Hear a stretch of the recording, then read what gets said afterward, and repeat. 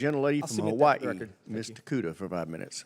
Thank you, Mr. Chairman. Mr. Secretary, I first just want to thank you for your decision last year to safely shut down, defuel, and close the Red Hill bulk fuel storage facility on the island of Oahu.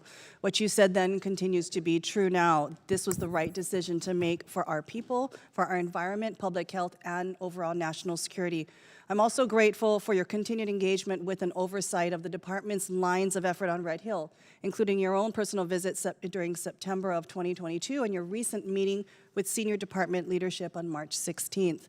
That being said, you and I both know there's still a lot of work that needs to be done in Hawaii with regard to Red Hill and rebuilding lost trust, a broken trust with the military and our communities and how this crisis was handled. Part of the challenge is that different organizations are responsible for different lines of effort related to Red Hill. Joint Task Force Red Hill is focused on just the defueling, while Navy Facilities Engineering Command oversees environmental remediation and aquifer restoration.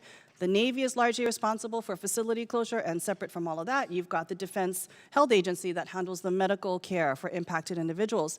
Now, to most Hawaii residents, this is very, very confusing, and quite frankly, this should not fall upon them to have to navigate the complexities of our military bureaucracy when it really comes down to ensuring them transparency and accountability.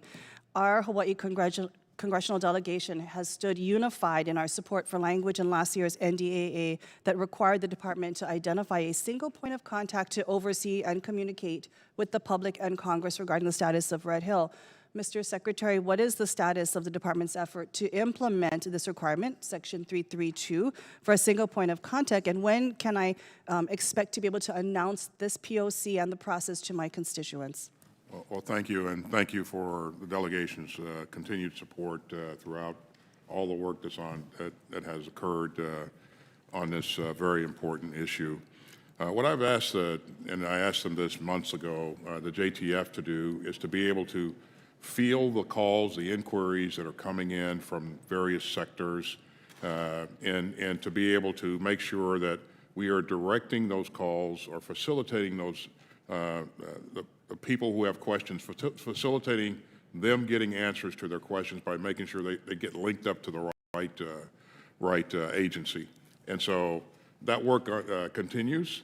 I think that's the best approach, because if we don't do it that way, then I agree with you, it will continue to be confusing.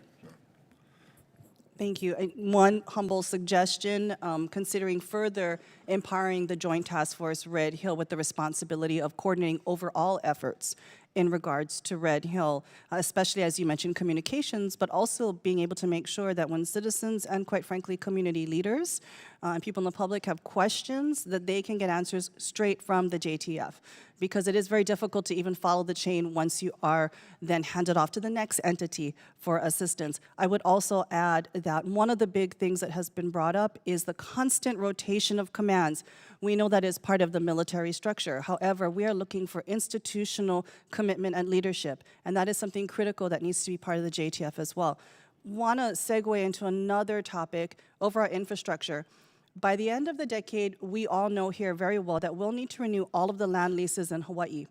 We've heard throughout this hearing and out in other hearings how critical these are to our readiness posture in the Indo-Pacific. Yet, we also know that these facilities and infrastructures on these lands are falling apart. In some cases, they are literally putting military and civilian lives at risk and negatively impacting our environment. And I'm not just talking about Red Hill. These are military-wide issues across all of our islands, across my district. This is as much a statement as a question, Mr. Secretary and General Milley. Do you see our old and deteriorating military infrastructure as a liability to our readiness and our posture in the Pacific? It's absolutely important that we do everything that we can, not only here, but in all corners of our organization, to ensure that we continue to update our infrastructure. You see us dedicating $5.1 billion towards that endeavor in this budget for operational effectiveness, and so we will continue to invest in this going forward. It includes a number of things, you know, housing and so many other things. And to your point, this is critical. So. And I would just reinforce with the remaining time that I have that if you're serious about these land leases and maintaining presence in Hawaii, then maintaining this infrastructure, investing in it, and actually showing action to our people is absolutely necessary. Thank you, Mr. Chair.